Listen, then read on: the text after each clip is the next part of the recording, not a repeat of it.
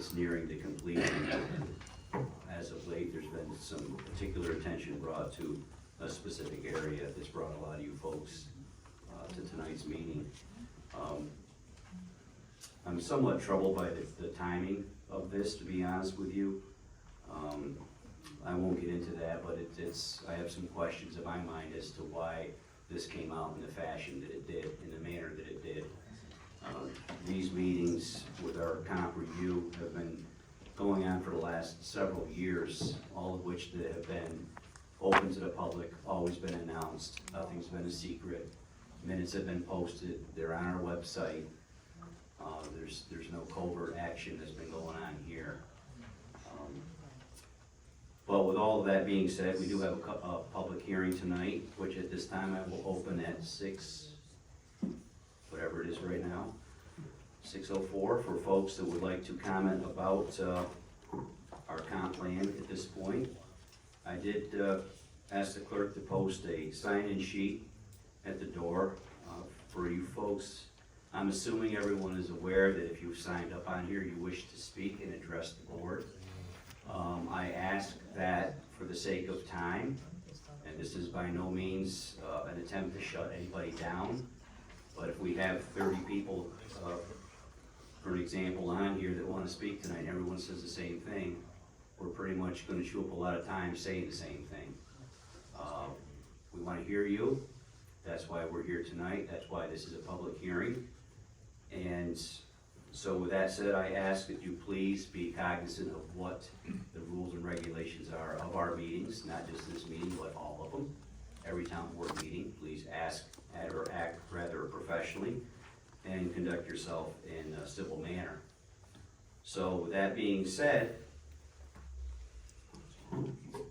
I would ask that Christina Hardy Allen, who is registered on here, signed up. Christina, if you would like to speak at this time, I'd ask you please address the audience from the podium. State your name and just your address, please.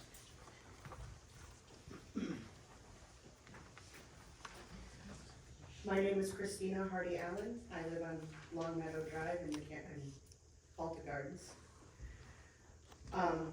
I have lived in Malta Gardens Mobile Home Park since 2006, 17 years. I run a Facebook page which was started in 2018 after we ran out of water on New Year's Day in order to make sure that the communication was all disseminated amongst the residents, as many as we could reach. I even stood in this room and I talked to some of you guys up there. And during this crisis, it was one of those things. Now I stand here again. It has been suggested on social media sites, for town business posts and other community pages, that Malta Gardens residents live on government subsidies or have government pay our homes. It has also been suggested that we don't pay taxes. This is not the case. Let me break this down for you. We sign a lease for a year, which includes property tax. This is then broken down into 12 monthly installments, which is generally referred to as lot rent. This enables us to participate in the STAR program like any other resident in this town. Furthermore, even if people did get government assistance, they are still paying taxes through their lot rent. Every community has residents who possibly receive government assistance to help them, but that shouldn't suggest those people get any less say in their community. Let me just educate people on the manufactured homes or mobile homes as they've been formally called. Our homes are not mobile, and the state law, RPL 233, which governs our homes, because as our homes age, they require the same upkeep as any other home in this town, and they are not as mobile as one is led to believe. As with any other home in this community, we pay mortgages until we either sell or own our homes outright, and we lease the land it sits on. As an example, after 15 years, I own my home outright and just lease the land that it sits on. The reason I state all of this is it has come to my attention, the Town of Malta Comprehensive Plan 2023, excuse me, included a passage on page 37 and 38 that reads, encourage the redevelopment of existing residential developments such as Malta Gardens with single-family homes. Existing affordable multifamily housing developments like Malta Gardens are reaching the end of their useful life. Eventually, these older housing developments will need to be rehabbed or demolished or rebuilt to modern standards. I was shocked, then horrified, as this passage suggests over 200 families could be forced to relocate because someone has deemed our homes as reaching the end of their useful life. Whereas no other communities like ours have been mentioned, we have been singled out. I need to ask the town board why we were singled out when there are other privately owned parks such as Northway Estates or MaltaTB Acres, to name two, who bear the same status as privately owned communities. The answer to that question was alluded to the fact that we are typically more of a problem because of our lack of upkeep on infrastructure and homes within the community that have been abandoned and fallen into disrepair. I can totally understand that answer. However, this is not within the residents' control, and the residents shouldn't have to be subjected to this kind of fear-based inaction of the owners of said properties to remove the abandoned homes and their failure to keep up the infrastructure. I will note, as we have brought these problems to the town has been very willing to help us, and they have fixed issues, and I thank them all for everything that they've done, I really do, and it has not gone unnoticed. We appreciate it. But one of the reasons why this passage upsets me is because people assume that we can easily move our homes to another park or private land. This is just not the case. Age restrictions, zoning laws, which prevent us from doing this, as well as tremendous cost incurred if we did. On average, it costs between $5,000 and $10,000 plus, with varying factors such as distance, type of home, not to mention any costs such as repairs from the move, fees to set up, hookups, etc. We cannot move our homes to any location. Our homes are not within those restrictions. For an example, my home, which is structurally sound, but because of the age, 1991, it is unable to be moved, and local parks wouldn't allow it on their property, and local towns have prohibited homes like mine from being placed on private lands. Our choices are very limited. And once we've put all of our years of blood, sweat, tears, and above all money into these homes. Another reason I'm upset is with singling out of Malta Gardens in this passage is the town inadvertently is talking about the typically lower income people who possess the only housing that they can afford in this town. What is not in this passage is the struggle some of us have had to remain in our homes when we could barely have enough money to feed our families. How some of us have chose to live in this community because we needed to stay within a school district, and this was the only way we could afford to do so, and still have a yard for our children. How some of us have retired and decided to buy a home with our retirement funds to ensure that we won't have the high rents to deal with. Excuse me. How we have welcomed in the United States veterans to start anew with a home that they can raise their children in. How we have disabled people and people with cancer or other illnesses who cannot afford to start over anywhere. How would you feel if you read this passage in your neighborhood or your development was singled out? How would you feel about putting more time and money into your home? How would you feel about the valuation of your property in a single paragraph set forth as part of a comprehensive town plan? I bet you would be pretty upset. How would you feel if it was because you had a few neighbors move out and people who managed your area let it go, and none of this was in your control? I bet you'd all be pretty upset. Put yourself in our shoes for a moment and think about the ramifications of this action and how this would affect you. Would you go ahead and put the new roof on? Would you reside your home? Would you do anything where you could stand to financially lose your investment if somebody else, through no fault of your own, deems your neighborhood is no longer worth saving? This passage, however you meant it while drafting it up, takes the wind out of the sails of all who live here. It is one more worry in a town whose residents look down upon us and see it as one more way to get us Malta residents out. But to remove our homes and build new homes removes your service workers, your cashiers, your waitstaff, your small business owners, your caretakers of your parents or your children. We are vital to this community in more ways than you know. And these people struggle and worry enough without adding to our fears. Lastly, what I know you didn't think about was in this passage was the way it can be our demise. I know you probably didn't really think about it, but our home values could plummet and our park could become even more vacant and abandoned. If this happens, our management company could be more readily convinced to sell to a developer. We have the right of first refusal, and there is grant money available to secure and help us facilitate the residents buying the park. This would ensure us security and staying where we live. If we couldn't buy it and our park is sold, we are afforded through the RPL 233 a small stipend between $1,000 and $15,000 to help us relocate. But that means little when you lose $40,000 plus in equity. When you no longer have when you still have a mortgage on a home you no longer can live in, and how that can financially ruin a person. We would also be granted a period of time in which to vacate, which could potentially stall any developer and create adversarial environment during which our rights would still need to be ensured and protected. This is what isn't addressed in this passage. Those are some of the legal ramifications of ousting families from their homes because you deem them as reaching the end of their useful life. This also begs the question, where would you put 200 plus families in this town? This is like the town of Malta is writing a self-fulfilling prophecy of sorts. This would put all of us in a terrible predicament. This board may not be around forever, and the discussion that was had regarding this paragraph is not guaranteed. No matter how innocent it was, this paragraph needs to be revised. I suggest an edit in this passage to read as such.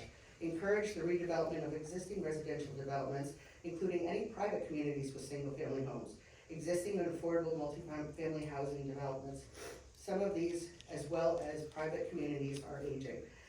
Encourage updating and rehabilitation of older or condemned homes, as well as infrastructure within private communities. Eventually, these older housing developments will need to be rehabbed as last resort, demolished to be rebuilt to modern standards. Please reconsider this passage and to remove Malta Gardens from the passage as it is currently written. I do have 2 letters written from people. I'm going to allow other people to speak, so I'll send those to you. I was gonna say, yes, and thank you, Christina. Thank you. We do try to limit folks with the time, that's to let others speak.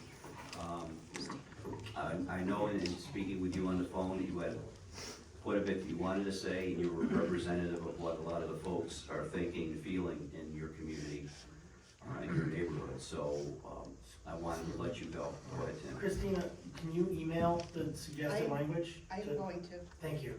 Appreciate it. And again, I ask, if what Christina has covered is pretty much what you're gonna say as well, I ask that you please maybe give your time to someone else so that we can get through everyone on this list. I think that your neighbor would probably appreciate it as well. Barbara begins with a C. Is there a Barbara begins with a C? There is, I see her. But I don't know Does if she that's wanna Barbara speak? Connor. I don't think it's Barbara Connor. Is that Barbara Connor? Did you wanna talk tonight? Or Barbara didn't wanna talk? Bill Shaw?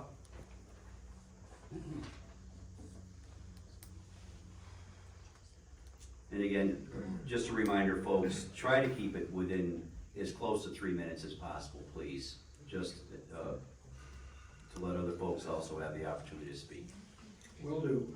I'm Bill Shaw, Riley Cove Road, and I'm here because of a point that was made in the comprehensive plan about a need to better control runoff from small 1 acre and less lots. Last year, almost exactly to this date, my neighborhood of about 10 homes was completely flooded with surface runoff. It was sheet wash that came right down off the hill on the south side of Silver Beach Road. And come to find out the other day that not only was our area flooded, but the area over at Lakeside Acres was also flooded. And almost all of this runoff is coming from the large number of small buildings that have been put in this area. Now, Malta has a shale bedrock, and it got on top of it a lot of clay soil, which is very poorly drained. And typically in most soils, when it rains, about 65% of the rain is caught in the root zone, about 10% goes down to the water table, and the remaining 25% becomes runoff. And if we don't find something to do with that runoff, either by preventing it in the first place or putting in a system to handle it, the lake is going to become very full of sediment. Even today, we saw a large stream of brown water coming from somewhere. I assume it was from the rain yesterday. But when you finish up the plan, I hope you'll put in some strict controls. For example, putting in a requirement of not having buildings cover more than 20% of the available lot, or things like that, that will really have some meaningful control here. Two people in our area put up very large barns in the last 6 months. I asked them both if the building department said anything to them at all about runoff control, and they said, no, it never came up. So if that's what's going on in the town, and you guys continue not to do anything other than make suggestions, we need to really find a better way to do things. So that's pretty much it. Thank Thank you. you, Bill. Tina?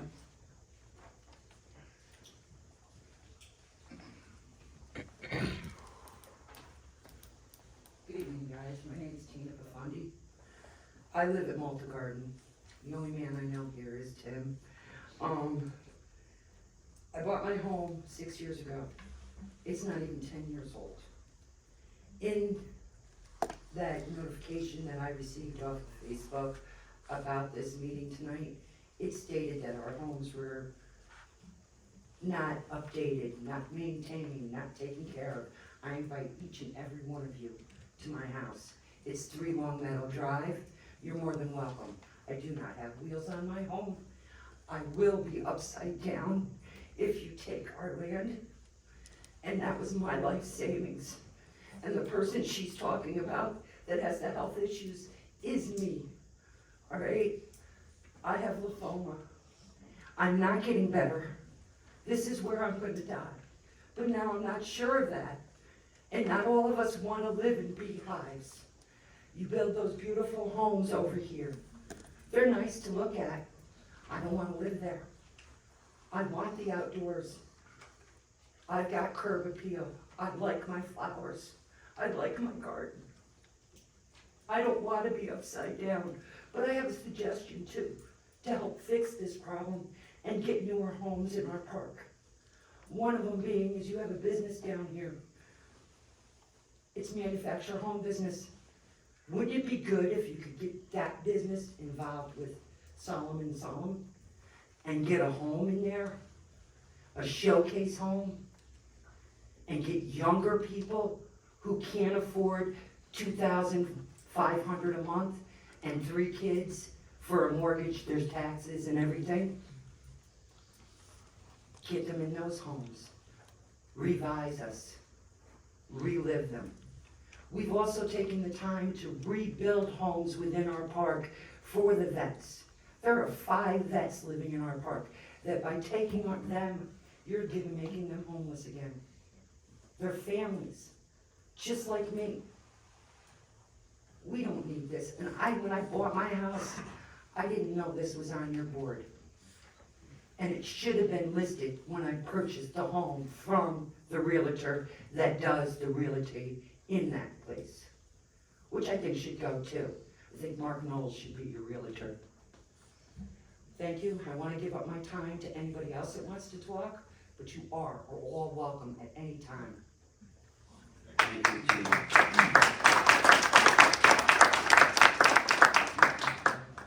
I haven't seen this Facebook listing or posting where it says the town board is looking to confiscate your land. It says that you're looking to redevelop it because we're modern, up to date. My home is handicapped. If I could just interrupt public comment for a minute, I'd like to read something here and wonder if this suits you folks, Malta Gardens, or anyone for that matter, a little bit better.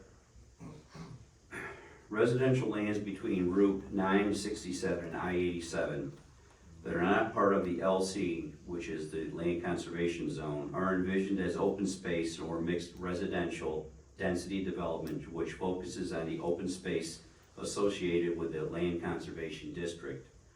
Redevelopment of existing residential units, such as Malta Gardens for single-family homes, is encouraged, with consideration for diversification or of affordability. And redevelopment of existing apartments is desirable with affordable units or a variety therein. Recreational uses that support the use of the abandoned railroad bed as part of the Saratoga County Heritage Trail System provide access to the Ballston Creek and Land Conservation Zone and supply a parallel pedestrian route for Malta and Round Lake Village residents will be encouraged. I'm curious, does that sound any better? No, No, we don't know where you're coming from. Honestly, we don't know where you're going with Okay. it. And to Before be- everyone answers, I'd just like to say this. That was from our 2005 comprehensive plan. This language has been in our comp plan for over 20 years. And now, please let me finish. Nobody up at this dais has any intention whatsoever of driving Malta Gardens residents out of their homes, redeveloping with new construction, bulldozing homes. That is outright ridiculous. Thank you. There's been a seed of fear planted, and it's shameful that it happened. This is a comp plan that's been used and has been used and will continue to be used as a guide. Towns use them. You have to have a guide moving forward. That's exactly what this has been and will continue to be. It by no means is saying, developers, please come in and drive everyone out of Malta Gardens. And the folks behind planting the seed of doubt and fear should be ashamed of They themselves. should be. But at the same time, I understand that we do need help in our development. Yes, you do. I love living there. That's And we exactly come what this board together- is trying to do, is we come help together Malta when Gardens. stuff happens. When we had that blowdown, you know who helped us? Us. We cleared the lumber out of the streets. We helped people take the trees off their roofs. We did that as a community. Because you're a good neighborhood, That's and right. you're good neighbors. I Now, encourage anyone to go online. Every one of our minutes from every meeting and every workshop that we've had on this comp plan is available online, and has been such. Every I'm meeting going to has now been posted. participate in every meeting. Please, let me talk, please, ma'am. Everyone in this room needs to know, all of these minutes are available. They've been available. I encourage every single person that's upset with this town board to read them. You might be a little bit enlightened. You might find out the true feelings of all of us sitting up here at this board right now. You might actually say, you know something? Maybe they were actually trying to help, not hurt the residents of Malta Gardens. But instead, when people allow fear to creep in, and selectively it's done, this is the result. And it is, I'll say it again, it's shameful. And I feel sorry for all you folks, because you shouldn't have to be subjected to fear of losing your homes for Thank you. someone else's gain. But I also would like to work with you to make the improvements. Like I said, get a nice home from that place up here on Route 9 that's in Malta. Do it as a showcase there, clean the place up, help our new manager who is really trying. She's taking the homes to court, she's trying to get them out of there. She's really trying to clean this up. I've seen a difference since Lori to Sarah. And I understand that it's a lot of work. It is. Everybody and anybody, supervisors that have sat in the seat before myself, know that this is a lot of work. It is, but I'm. It's not gonna really be done trying to overnight, answer- but it needs to start somewhere. And I understand everyone is upset, they think that they're gonna have their homes taken away. You're thinking, and I'm saying this because I've had conversation with Christina at length, people are thinking that this board thinks of Malta Gardens as second-class citizens. That's bunk, Okay. okay? Can I, That is bunk. Hold on, please, Craig. All right, people, when they have questions, I have always implored folks, you contact the folks in this building, myself, building and planning. Do not rely on a Facebook post. Do not rely on what you heard from your neighbor. Ask the people that are making these decisions and trying to help you right in this town hall building. That's what I've asked everyone to do. And above all, we have town board meetings. They're always put online. The agenda is online. There are no secrets. Pay attention to the agenda. We all have a responsibility to do that as adults. If you don't do that, you have no one to blame. Pay attention. When things are being discussed that affect you, show up at the meeting. The doors are never locked during a meeting, I can assure you of that. Can I get clarification on what I'm sorry? Could you please address from the podium, sir?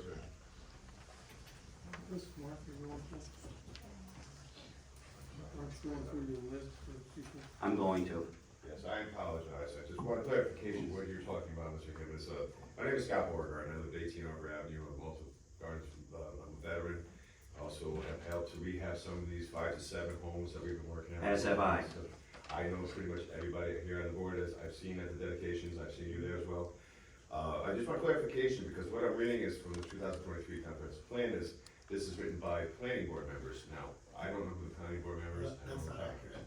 This is what No. I was supervised when I looked online to get this, or is this, these folks that, So, and if it's okay, Mark? No, go right ahead. So, what we have here, the draft comp plan that you've seen and caused this initial concern, is a document that gets developed by our planning staff following a thorough discussion with the town board. It's the town board that writes this. We had a comprehensive planning committee that met and gave us a series of recommendations over several years.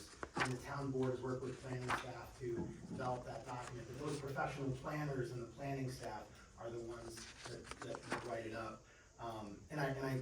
We were just discussing prior, I see the language here that's so offensive, that reaching the end of their useful life, and we've definitely heard from folks here tonight that that's just not an accurate statement.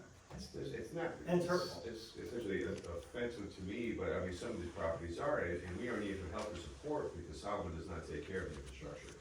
Do you have suggestions for us how to deal with those, sir? I don't, I've asked, Because we've been. personally, is there anything, I messaged with, Mr. Hammond, is there a possibility that the town can take over eminent domain if they're not taking care of this property? I have one off that I've been We going can to only the take boards, properties and for a they're public asking purpose. to help with the drainage. They did some work on the back of Sunset. Now, everything comes across my yard. It's eroding, it's exposing electrical feeds, it's destroying my property. I have mold probably growing. I'm sure it's inundated underneath the trailer. Washing away my driveway in the yard. And No one DEC should is have to building have the that property place. because there's kerosene spills, and now we think it's going down, I don't know this for certain, but, or into Round Lake.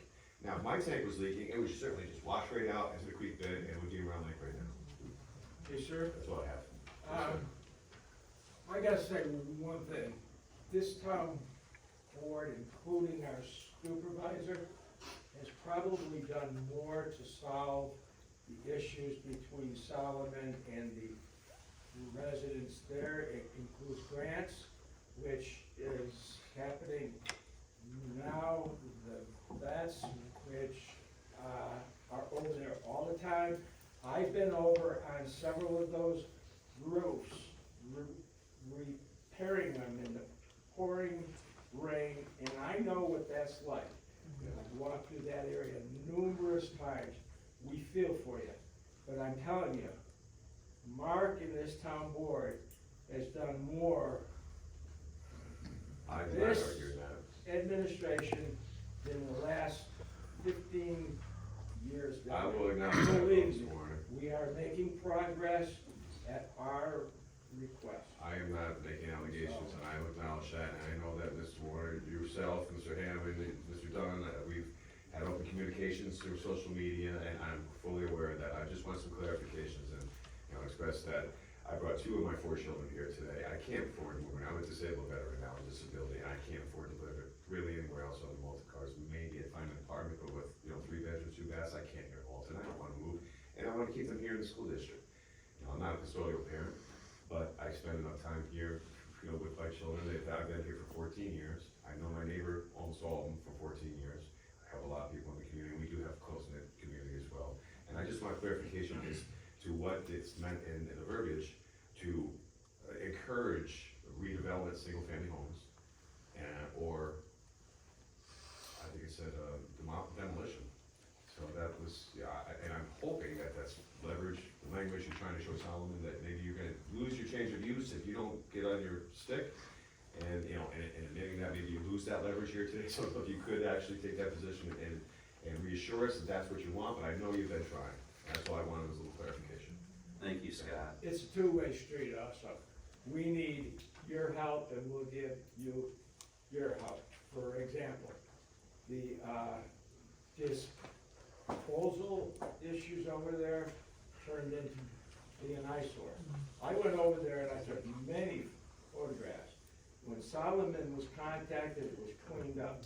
But also, the sofas The other things have to be put in the bins, they can't be just dropped off there. It's a two-way street. Do you talk to me about? We no longer have those. Because we don't They're have not access there, to it. we have, they're gone. They moved the one that used to be by the tennis courts, and it's now an area by the. They're gone now, or are they?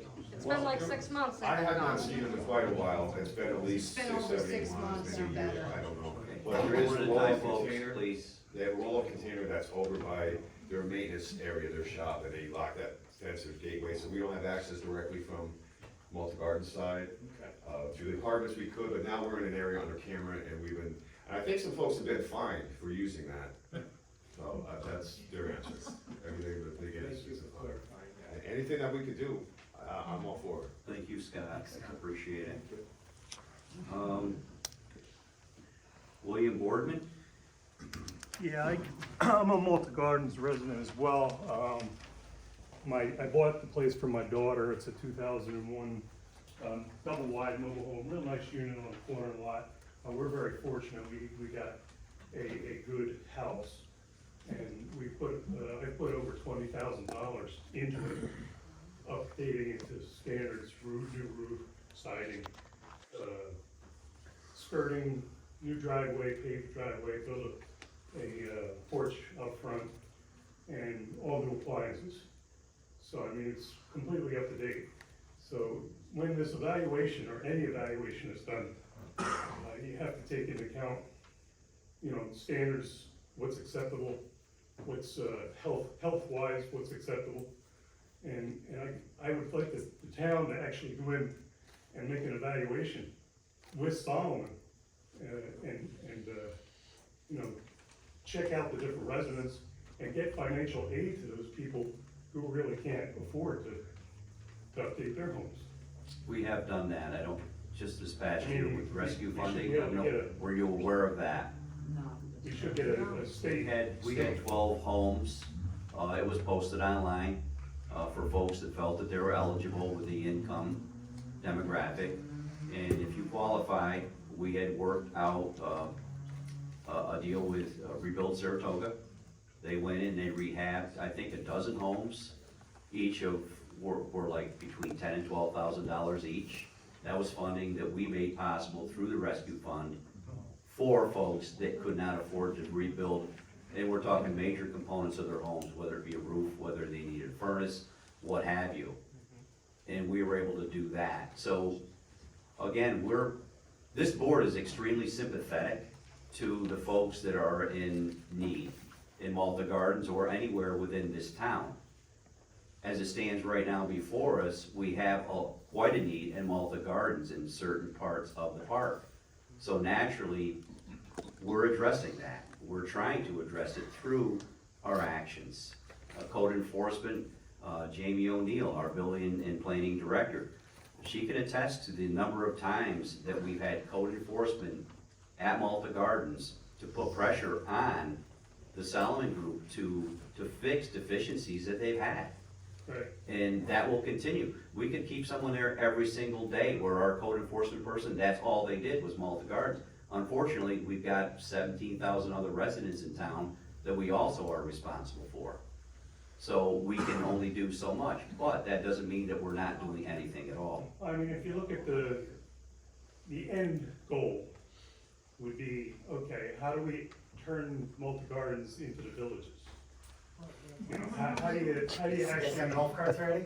how do you actually We're not allowed any Well, golf you carts. gotta get people to upgrade their homes, and that takes money. And we're gonna need money from the state.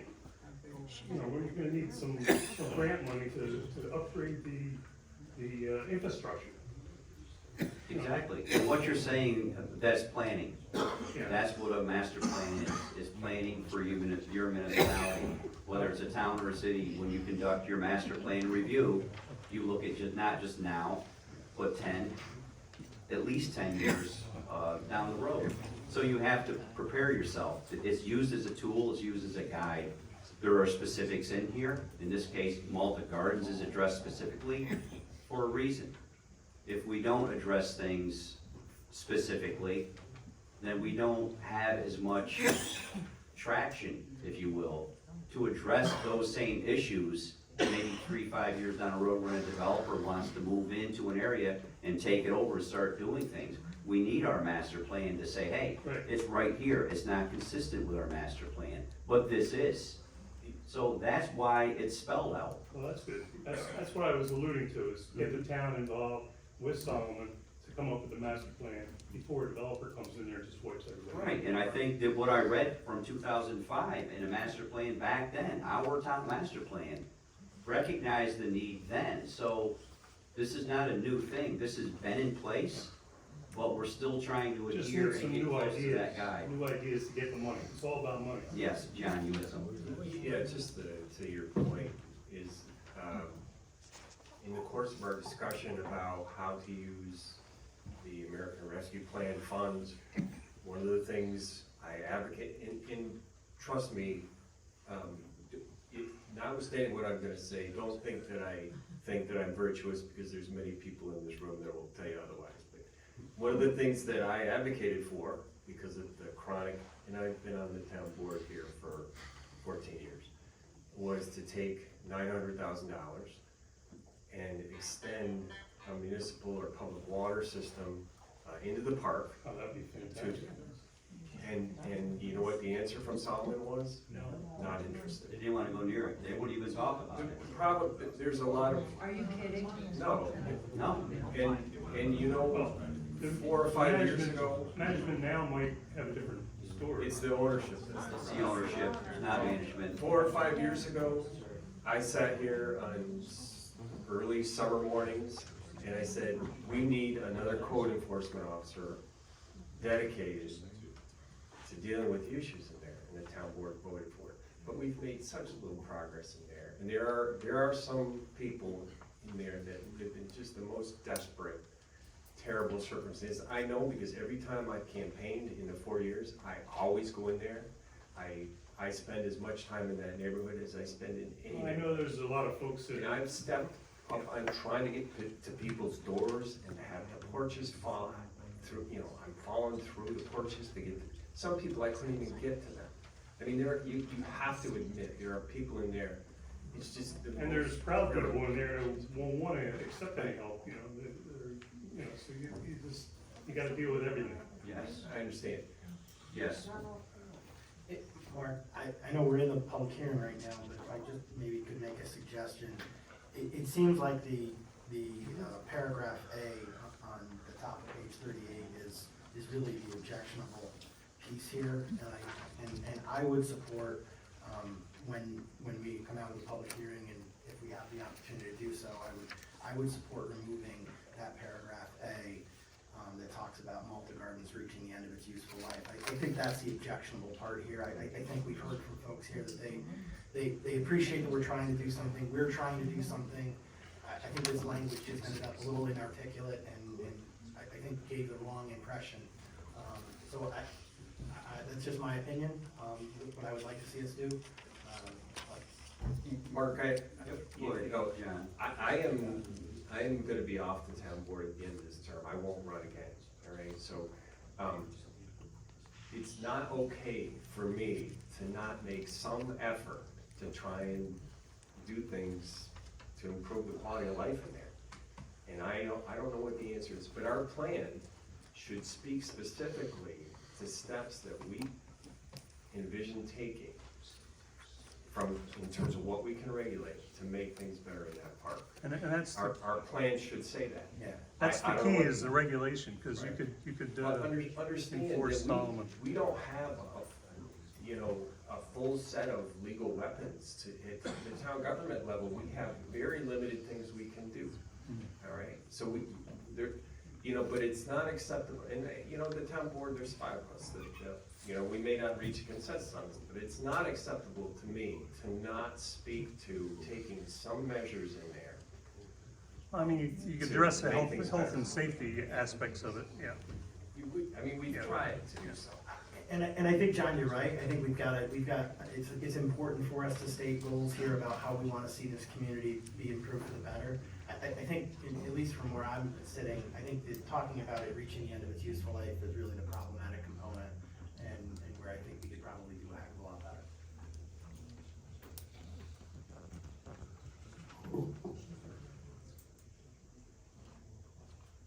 I'm sorry, I'm just having a little difficulty reading. 24 Avenue B?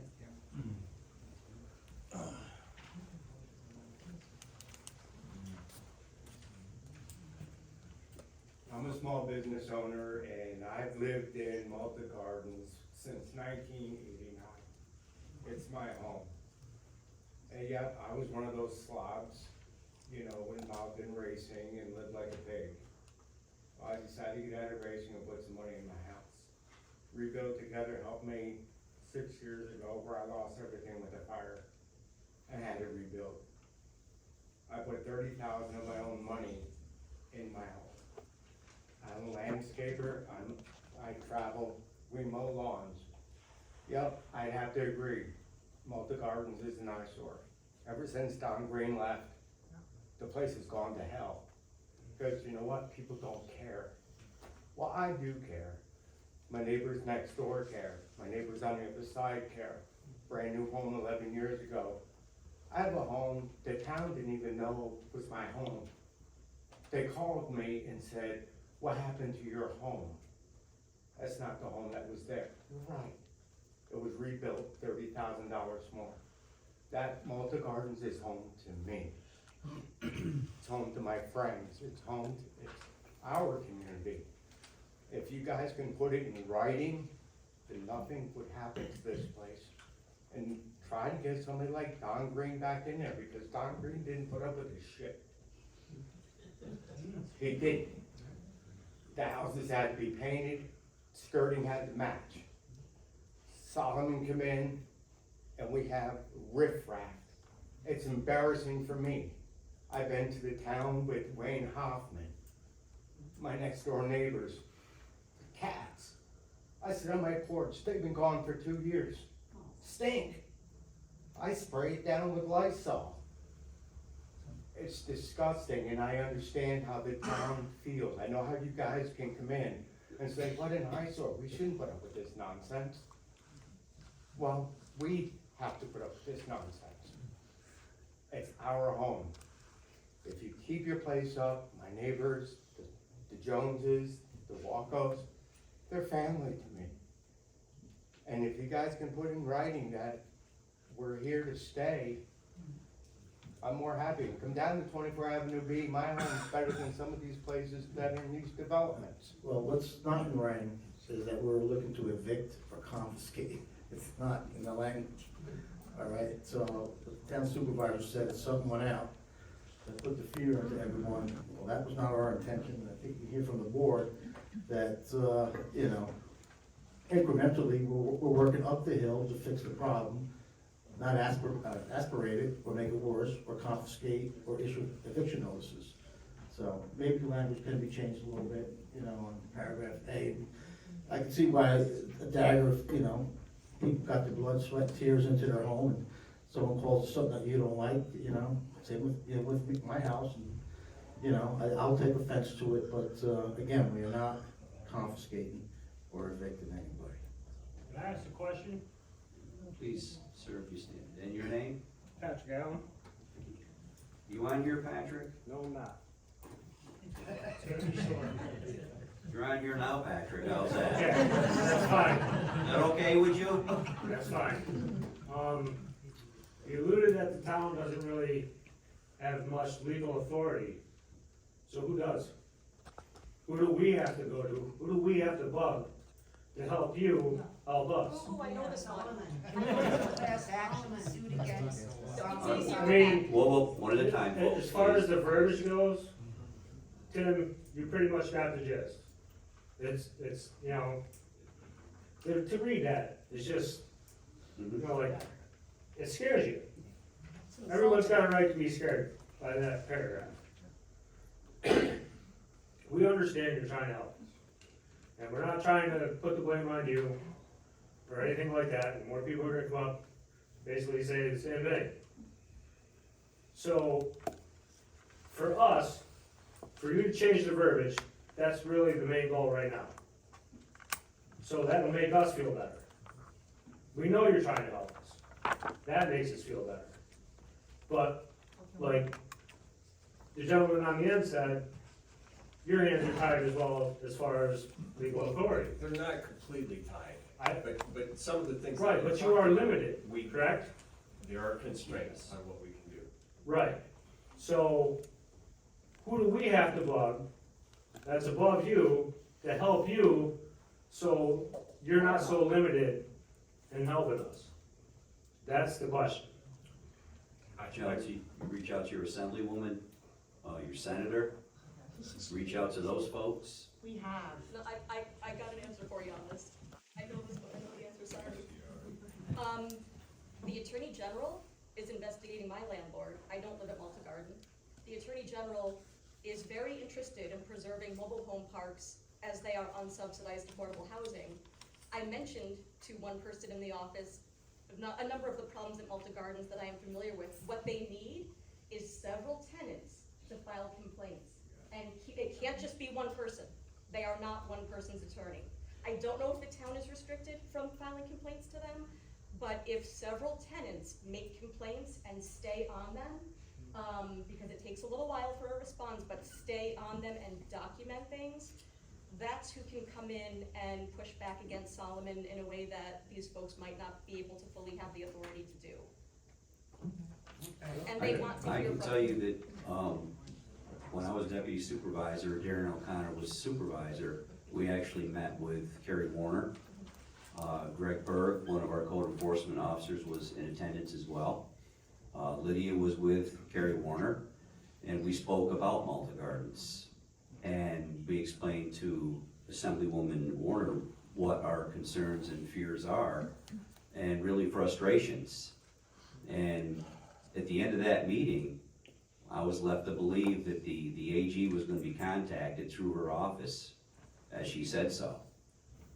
I don't know if it just didn't go anywhere, I don't know. How long ago was that? Because she was also involved. That with was my at park. least 3 years ago. Okay, she was involved with my park and she's been very helpful, but they need several complaints from tenants, and also contact Tara Gaston, while she's still county supervisor, while there's still time, she may also be able to push. But bombard them and go to the press. We had a stack of complaints that we handed to the Assemblywoman that day, I remember very vividly. Right. But tenants. I guess what it does is no fault of Carrie's, but it shows just how difficult this process is. It took me a year to get someone from the AG's office to justify showing up, a year of low-key stalking them, because I was the only one complaining, and then finally 2 or 3 other people complained, and the process of investigation is still ongoing, and they first showed up last summer. So it is slow, but keep on them and bombard them and document things. You guys Okay. have 220 people in your park, We got our input. bombard them. I've already Us made as a call. residents, Thank you. we get on that, to I'm just letting you know. help you guys get it done. Yeah, absolutely. We appreciate any help that we can get on our end. We really do. So I'm gonna, Complaint mark, there's a Attorney General website where you can file your complaints The online. complaint form is not, the complaint form is not terribly helpful when it comes to housing. I found out the hard way. It's multiple choice, and for mobile home parks, the AG's office is actually working with MH Action to revise their form, because there's no clear way to plug in what your complaint is, and most of the stuff that we struggle with is not listed on there. So, Christina has a contact, you have her email, right, or her phone Mhm. number that I gave you? Okay. Get the contact information. I mean, you can do it through the website if you find something that lines up, but you might see only like 3 choices, and your issue is not one of those 3 choices. So they're gonna update it, but right now it's not terribly helpful. thank you. Christine, I'll be in touch with you. Really? Get that set up somehow for your neighbors, okay? Yeah. Okay, so we got quite an exhaustive list here. I don't wanna cut anyone short, and if someone really feels the need to get up and talk, I certainly want to enable you to do that. Is there anyone that feels that they really have something further that hasn't been said tonight? So I've got 4 hands in the back, so the gentleman right here with the hat on, please. Hi, I'm Max Horning. My significant other and I moved into Navner Road probably 3 months ago, January. I love the community already. It's very low key, no one bothers me. I would love to get to know people from the community as we move in and we're done remodeling and doing our part. I have not heard a single good thing about Solomon. I work over in Greenwich. The gentleman who owns the building I work out of is very influential. He owns several trailer parks throughout the state of New York. He would love to own that entire park because he sees how it's just fallen downhill so far. After being here, I do feel a lot better. I'm a lot less scared because obviously this is our very first home. I'm 28, she's 27.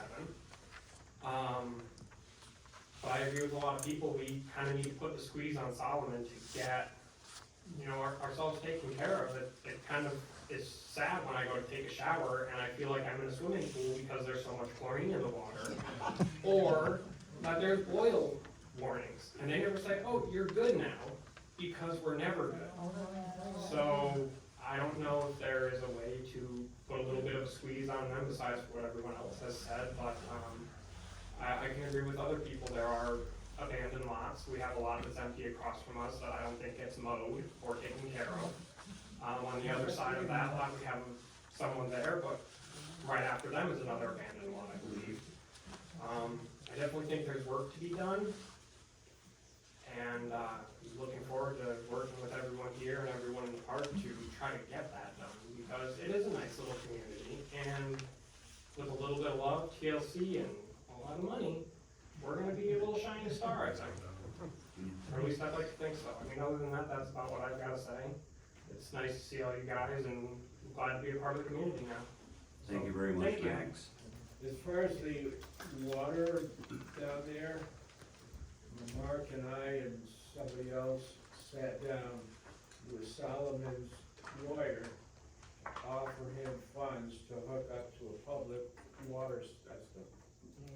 He was very clear it was a no. Solomon had no interest in this. I think it's really sad that. And other people in this town have more of a water problem.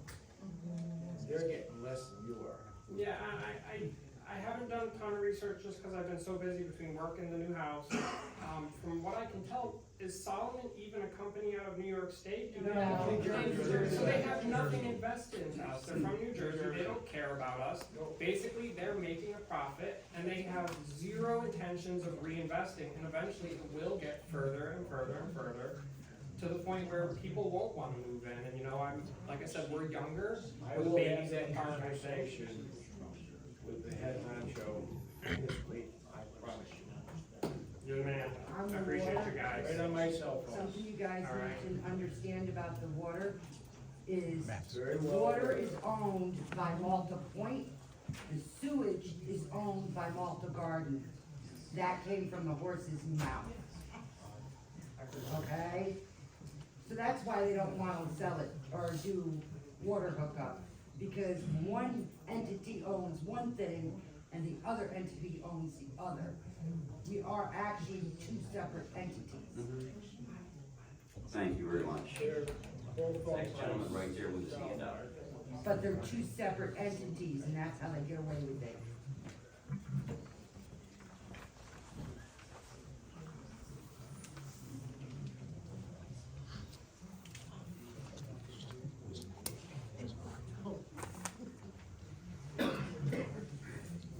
Yeah, my name is Ed Schumer, I live, excuse me, 15 Avenue Road. I think you guys have been around my house a few times.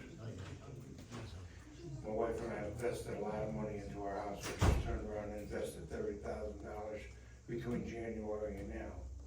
And before that, I invested money.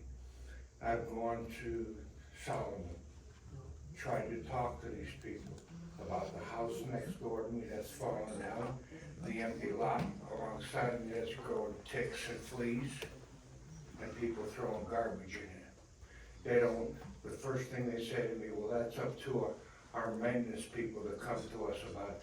I can remember when Lori was there, Lori used to walk around the park. These people depend on their maintenance people, which they don't even have any maintenance people. So lawns are supposed to be mowed, mice are running all around. You go down lakeside, there's a house down there that's got a red tag onto it. Also, there's an empty lot there, and a guy throws shit all over his lawn. You people want people in the Malta Gardens, you're not gonna get them when you got people like that. And you talk to them over there, they don't really give a damn, because why? They have a Jersey mentality, all we want is the money. It's a lawyer mentality. Okay, and it's about time somebody steps up. I can remember Malta in 1973, when there was nothing and there was dumpsters up here. If you people can remember that. And now look at it. You've actually, sometimes, you might have improved it, but you've destroyed it too. With all the housing, and these houses aren't even rented yet. There's a lot of vacant places up there. And they want what, 16, 17,000 a month? Come on. It's about time people start getting together and do something about this. Not just one person, not just 3, not 5, the whole community. I've been in here over the water. Okay, what, 2, 3 years ago. And I said to the guy from Solomon then, all you people wanted is the money. Okay, so what happened? Oh, we get the water now. Well, for 2 weeks we went without water. Next door to me, there's an empty lot. They put dumpsters in there one time. I come to the board. I even got the big shot out of Syracuse to come down and see the garbage that was being dumped around my house. They moved it. They moved it over to the other side. And I can understand why Solomons don't want to put the dumpsters in there, because a lot of people just throw the shit all over the ground. And if the people in the park would just be a little more considerate and throw the stuff where it belongs, instead of throwing it on the ground and let rats and everything else start running around there, maybe something could be done in this park. The house next door to me is falling apart. I mean, literally falling apart. You go to them about, well, we don't know who owned the house. Well, that house has been vacant for about 6 or 7 years. The people abandoned it. So, oh, well, we gotta take them to court. Take who to court? If you don't know who's paying for it, tear it down. Get it the heck out of there. They can't. Start improving your neighborhood. After a month it's The law- abandoned. the law- But they say, oh, no, we gotta go to court. And Hold we on, gotta get please, the please, court file. one at a time, folks, please, let's keep this in order. And then she says, oh, well, it takes time to get people out. Understand it, I understand all of what you're saying, sir, we all do, but we're extremely limited with what we can do. I realize that. I mean, I even offered to buy my land. They said no. No. So I think, because I really would like to move forward with this, I don't want anyone to leave here tonight saying, well, I didn't get a chance to talk. We all understand pretty much, I think, the basic message that you all brought here tonight. If there's anyone who thinks that that message hasn't been put across to us and you want to speak, just raise your hand, I'll let you speak. But we really have to try to just keep moving this ahead. Yes, ma'am. Hi, my name is Heather Murphy. I live in Long Meadow by those beautiful ladies that spoke earlier. I have not lived in Malta Gardens as long as everybody else. I've been there for 1.5 years. My home cost $50,000. We as mobile home owners that rent land from a person have the least amount of protections in all of New York State compared to everybody. Apartment renters have more protections than we do. If a development were to come in and decide to buy it, we get 15 grand. That doesn't pay off my mortgage. That doesn't provide me a way to get into a new home. Sir, Timothy Dunn, you had spoke about how the verbiage came off, and that someone else writes it, right? Puts it together based on communications you all have had. Do you read that before you publish it, sir? Absolutely. Yeah, you guys all read it? Yep. And not one of you went, that sounds a little offensive, maybe? No, I mean, I didn't like it to begin with, but there's, we'd have to go by consensus here, and I think we're hearing loud and clear from folks that the language here is problematic, and I hope going forward, I've you asked take that into consideration, how might this come across to others? Sir, I don't know what you're referencing about who maybe planted a seed. I'm a grown-ass woman, I can read, I have eyeballs, got a good education here in New York. I read that, okay? The reason it's coming up now, the pandemic. We broke. Okay? I have a mortgage to pay off. That $15,000 that I might get, it's not gonna do anything, like I said, okay? We don't have recourse. We don't have protections, and we're screwed if someone does come in. I'm a little insulted that you think someone else planted a seed. I read what you guys wrote and what you published. And it comes across, you talk about how beautiful Malta is in general, and then you kind of suddenly, except for this eyesore. I'm a little offended. I'm not gonna lie. I understand why you say that, but the way it came across is terrible. Solomon is a lawyer group. They're from Jersey. They've been banned from multiple states. What did you tell me the percentage of trailer parks was in New York State? Most of them reside in Saratoga County. Yes. Why are we so scared? We watched during the pandemic as what? Was it 8 to 12 trailers that were owned in that one small park?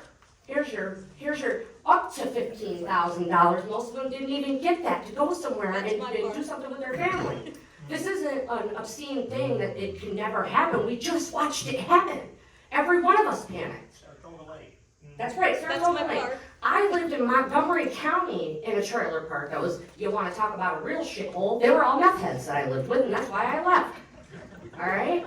I don't know, there might be a couple, but we got 220 people, three meth heads, not as big a deal as what was up there, but I was afraid of what was going to happen to me out there. To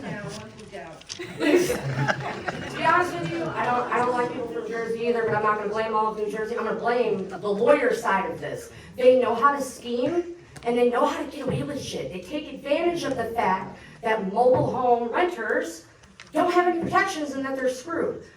I understand you guys are restricted in what you can do, and it's gonna have to go beyond the Assemblywoman and, our Assemblywoman up to Letitia James. But like, there are several other communities that will also be affected. And everyone has to be proactive if you're truly supportive of us and getting us protection so that we're not screwed. If Solomon decides to really lawyer up and act how they can act, you know? They don't follow the rules. They charged me for pet rent, which was illegal, for over a year. They owe me $1,000 right now. And they didn't think I was gonna catch it. Like I said, I'm a grown woman with eyeballs and I can read. So most of us are adults, we can read. Just think about the next planning, the next verbiage, how it might come across to the rest of us. And help us figure out how to out-lawyer the lawyers. Thank you. Appreciate it. We heard you very clearly. You know very much. Okay, so is everyone comfortable with what's been said tonight? We all understand that there's, what do we have? On the comp plan. All right, yeah, let's try to keep this related to the comp plan. We understand the Solomon Group, we understand that's kind of why we're here tonight. That's kind of why this is in the comp plan to begin with. We also understand Solomon Group has really not been operating that part probably as best as they could. So we all understand the faults and the trials and tribulations that we have. That said, yes, ma'am. So I just want to add two things that will be really quick. I live at Saratoga Lakeview Mobile Home Could Park. you address from the podium, please? Just state your name. Hi, I'm Dio Kaufman. I live at Saratoga Lakeview Mobile Home Park, the one that was just referenced. And I took all this time this afternoon to write a somewhat snarky response that I'm going to disregard because y'all have sorted it out. Well, this is the best meeting ever. You've solved the problem before I get to yell at anyone. Doesn't that just upset you when that happens? Well, I'm not done yet, but You can go ahead and read what you want when you get home. I want to say I appreciate the fact that whatever the catalyst was, I see how eager you all seem to be responsive, to identify the problematic language, to say, yeah, we see it, we'll get rid of that. And I'm hoping you all hold them to it. If nothing else, look at this as a catalyst. It got people here, it got a dialogue opened up, and even when these folks change the language like they said they're going to, don't stop organizing now. Because you had that fear come up for a weekend. My neighbors and I have been going through it for 2 years and counting, 3 years, and losing track of time. So this is kind of a wake-up call that, like, yeah, something could happen, even if it's not generated from the town. The bottom line is, this is happening nationwide. Solomon is a scummy corporation. They pretty much all are. But the two things I wanted to say, one, based on this conversation, it sounds like there's a desire on both sides to come to solutions, but not always maybe the best communication or overlap. And yes, people can come to town meetings, but I wonder if the town could create a mobile home park task force to include not only Malta Gardens, but the other parks in the area, maybe have some representatives on a working group, and have some monthly meetings to work together and address some issues. And another thing regarding the Attorney General that I forgot to say earlier, one way to advance an investigation, and this is not about getting anyone in trouble, when you file your complaints, tell them that you went to this government agency, you went to that government agency, code did this, the police did that.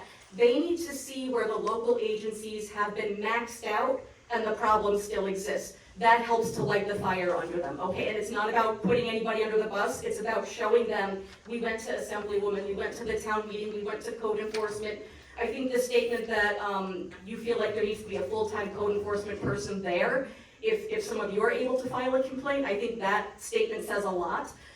So they really listen for, okay, but did you do this step first? Do that first, because that's their purview. And then if it still doesn't work, that's what gets them involved. So I just wanted to make those two suggestions. Thank you. Thank you. Thank you. It would be a huge statement if all of you were something to Letitia James, honestly, and said, look, we're realizing a large percentage of our people in Malta are affected by this. We're seeing there's no legislation to protect these people from losing their homes. We, as the board members and patrons in New York State, we're concerned about all of the people in Saratoga County that this is gonna affect, because like I said, it's like 75% of all mobile homes reside in Saratoga County, which is crazy. There's no reason, I would love if you guys could message people at the county level and acknowledge that thing and get a real conversation. You guys have more connections than we do, but you're looking at us going, come on, you guys know each other, y'all talk. I do events for all of these people around here. Anybody that's in the legislative stuff. We do try. It's more difficult than you might think that it is. I did But we do contact try. the county board and they referred us back to you. I haven't really got a chance to vote. I've only been here a year. Okay, folks, please, we really need to get on. We still have our regular meeting we would like to get through tonight, but I want to make sure everybody in this room has a chance to be heard, that feels that they have something they have to offer that someone else already did.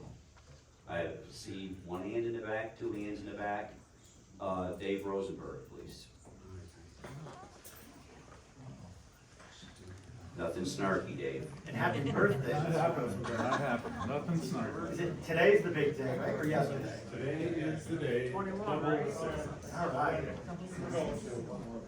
I did not get it mentioned in the newsletter though. Were you a member of the Malta Seniors? I need to be. Kathy's got an application for Five, does him? he? Or 66? Okay, Dave. May that be a nice refreshing change of subject. Two things I'd like to reflect on. First off, Folks, please keep the chatter down, please. as a business owner in the community, I'd like to thank the residents of Malta Garden for their contribution to what this community is. It's truly appreciated. Second, you referred often to reading the minutes that talk about all the planning that's gone into this meeting tonight. There was a time during the pandemic where all those meetings were available on YouTube, and I think it would be a great service to our community if that was brought back to life. I understand there's a lot of fancy equipment in this building that can make that happen. That would be It's also on our website. It's been on there from the start, So Dave. recordings of the meetings are? You're on TV right now. You're on right I now. love it. Shame on you. As you know, I attended many of the workshops for the comprehensive master Yes, you plan. did. And I took some time after that. You may recall in the final meeting, you asked if anyone had any comments, and rather than take up the time in the meeting, I asked if I could write down my thoughts and send them off, which I did, and never got any response. So I'm not sure if those thoughts were ever heard, or I know they weren't acted on in any way. But maybe that's what tonight is about. So if you don't mind, I just want to take a few moments and I can speed read what I wrote. First, it was said multiple times that things are the way they are because people are not held accountable. This came up during conversations about Saratoga Lake and that HOAs are not managing their developments. And this also included underdeveloped properties, especially along the business corridor. Having what should be done, this would allow for standards to be maintained. Currently, these standards are not consistent. Code enforcement seems to be the best avenue for this, however, the town board is divided on that effectiveness. Perhaps that town board should agree on allowable conditions throughout town, then hold property owners accountable. Forgive me, this was all written about a year ago, which is when these meetings concluded, so some of it is a little, already been taken care of, is what I want to say. I went on to speak about PDDs within the town, which are way too big, there's far too many. It seems that just about every neighborhood is affected by a PDD, which is not a good thing. It is identifying that there is a problem. This is by far not the right way to do things. In the zoning process, each area fit with PDDs are in need of revamping, especially the gift to the town and consideration of workforce and affordable housing, which takes me to my next observation. This process that we're doing should be done more timely. I believe this began in 2018, here it is 2023. Let's take 2 years or maybe even 3 years off with the pandemic. That's still 2 years, which seems to be an awful long time. And perhaps it should be done more often than what is now 18 years since it's last been done. Thank you, Tim. Based on the surveys in the report, which were done in 2018, when it comes to develop, much of the information is outdated. First, it states there are too many apartments.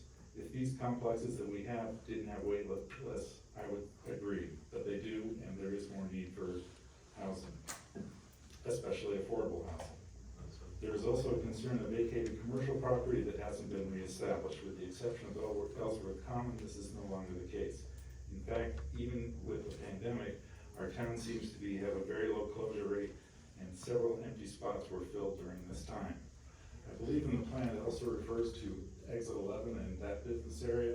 You'd be hard pressed to find an open space on exit 11 at this point, and it almost has to be de-emphasized in the master plan. My final observation is holding population target established in 2005 to 21,000 is not in the best interest of our community. Our town relies on many revenues, primarily sales tax. For our residents to keep the sales tax dollars in town, they need to have continued growth in a variety of businesses, preferably within the commercial corridor. For that to occur, the residential population needs to continue to grow.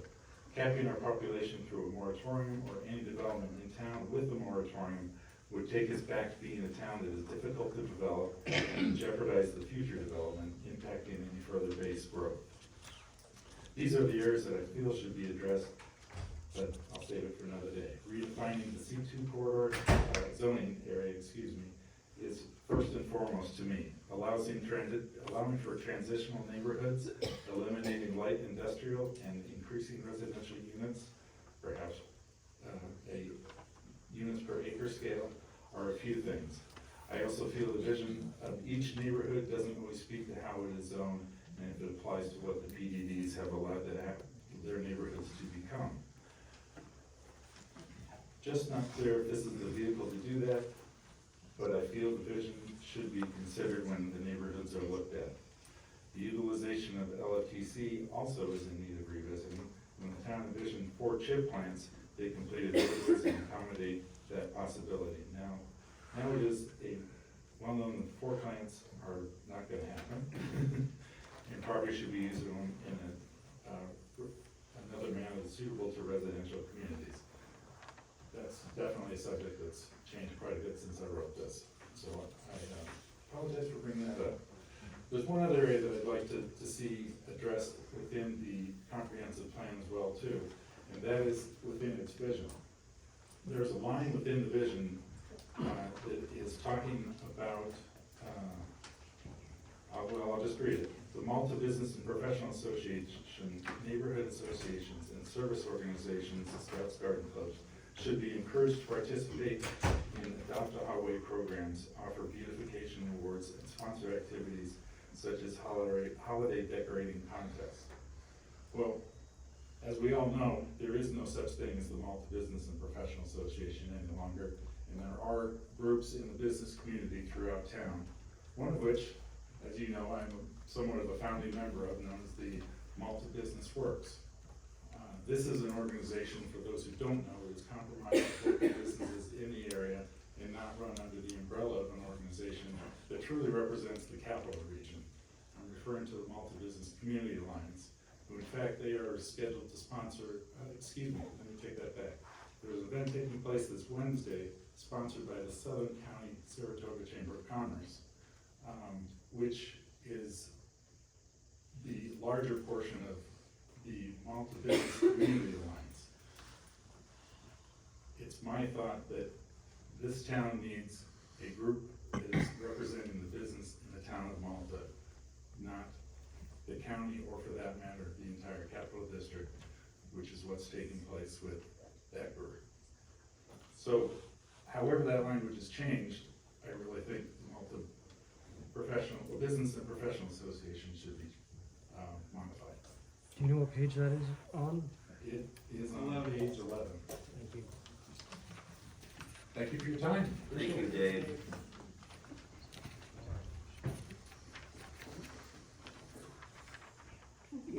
Okay. You have something snarky. No, not snarky. Then you can't talk. I'll ad-lib something, I guarantee. I'm John Bablin, resident of 4137 Silver Beach, right down the road from Mark. I'm gonna split my time with Mike Gage, also a resident of Lake Shore Drive. We are in neighborhood 8. I brought up this issue to the previous board about 2 years ago, and they said, bring this issue to the CMP, Comprehensive Master Plan Group, and they will address it there. This issue has to deal with the application of corner lot status to the many, and Mike will give the details on the number of small lots we have in our neighborhood, but the multitude of small lots that exist in, especially in our neighborhood. Just to give you an example, our lots are typically 100 by 50, 50 by 50, something like that. When you apply the corner lot status in zoning, the front setback is 40 feet, and then the side setback next to the street, whether it be an active street or a paper road, is also 40, so you're taking away a considerable chunk of the building envelope. This affects a lot of people down in our neighborhood. We brought this up in several workshops, and to my shock, nothing was included in the draft plan. So my question to the board is, what the heck happened? And I'm not gonna be too snarky. I'm gonna invite Mike up to fill in some of the details right now on the number of lots and how they affect people. I guess maybe if you want to answer John's question, you can. Well, that's an open question. I don't expect an answer from the board tonight, so. Hey everyone, Michael Gage, R4 and the lake. I'll give the rest of the folks just a backstory. So R4 covers the lake from Manning Cove in the north, Riley Cove, Lakeside Acres, Silver Beach, Stony Point, and Saratoga Lake down by Dedon. And it's a very narrow zone in the town with people who either live lakefront or who are off the lake with lake rights. The lots tend to be very small. And as John mentioned, corner lots, most of the properties in this neighborhood or in this zone are on quite small parcels, and the corners tend to be unconstructed paper roads that do not exist, and most of the roads are private roads with either 5 or 10 mile-an-hour speed limit.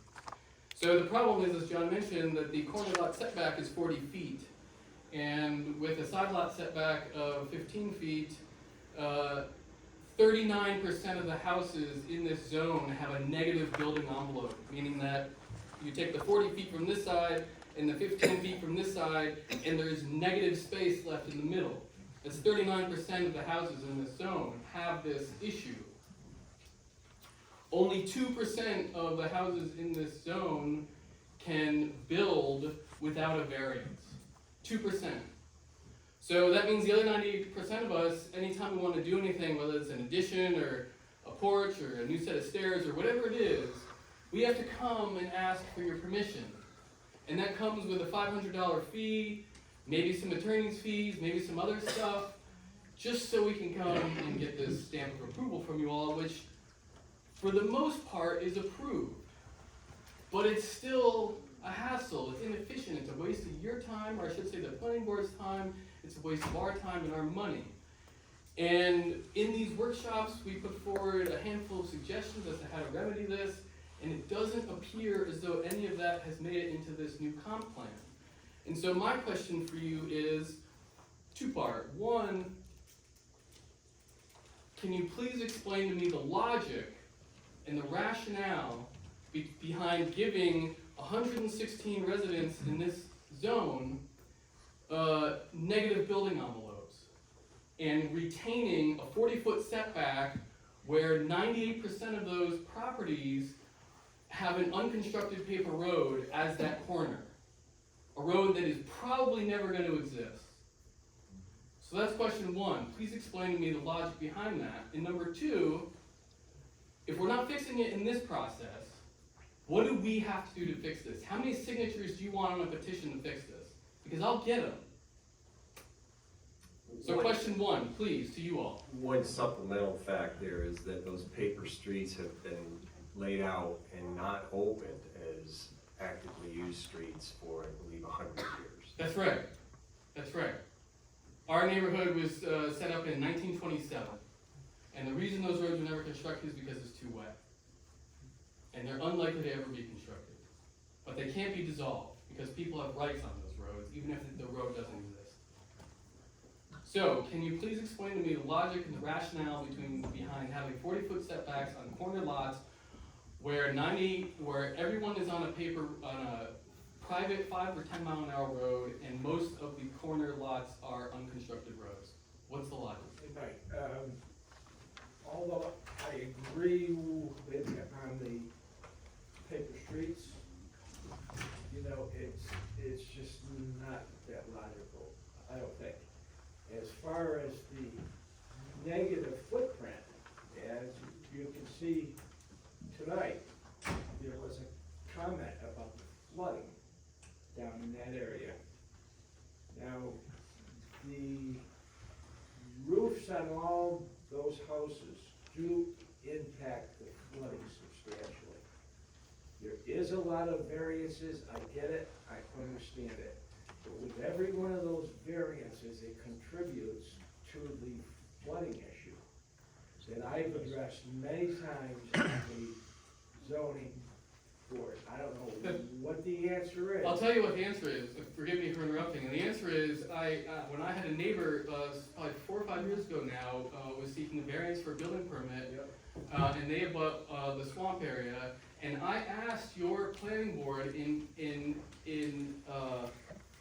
requirement for granting that variance, that planning board require them to put gutters on their roof and discharge those gutters into an existing swale. And your planning board said, no, we can't do that. I can't answer. So instead, that house, the wonderful people, that house did not get gutters, and that runoff all goes back into the swamp and contributes to the problem that you just outlined. At this time, I mean, this is clearly a zoning issue. I'm not comfortable myself answering zoning questions. I'm not an expert, I'll be the first to admit that. And I don't think any of us up here are experts in it. I would ask if building planning, Jamie, if you have anything you would like to add at this time. I don't want to put you on the spot. You don't have any time to prepare for this. I'll defer to you. Actually, Mark, I mean, I'll speak, and you won't like my answers, unfortunately. On the zoning board, I voted against every one of these variances that came forward. Because Saratoga Lake, we've got issues with runoff, we've got significant issues with runoff. Putting more impervious surfaces in areas where there's already a problem with runoff isn't really smart planning, in my personal opinion. So, you know, I have no interest in making it easier to build more stuff in areas where you already have a lot of flooding issues and a lot of runoff issues. So I want to be honest with you. I don't want to lie to you and blow smoke here, but that's just my personal opinion. Yeah, I appreciate that, and my response, I guess, would be, I don't know one person in our neighborhood who has ever been denied a variance, and that variance request came after they had done what they wanted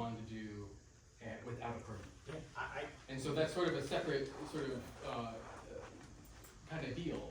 But the question remains, if you don't want to answer my first question, as in what's the logic behind a 40-foot setback on lots that average 64 feet in width, if you don't want to answer that question. Well, I'll answer that. I'll answer that. My logic on that at least is I view that as trying to discourage the development of impervious surfaces in an area where you have challenges like that. That's my personal opinion. I mean, public policy, particularly land use, typically tries to take an approach to encourage or discourage certain activities. Sure.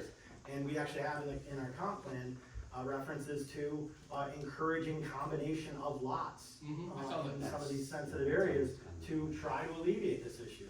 This is something I have been complaining about since before I was on this town board, and saying that we've got a major problem on our waterfront where we have overbuilt footprints on almost every inch of our lakefront in this town.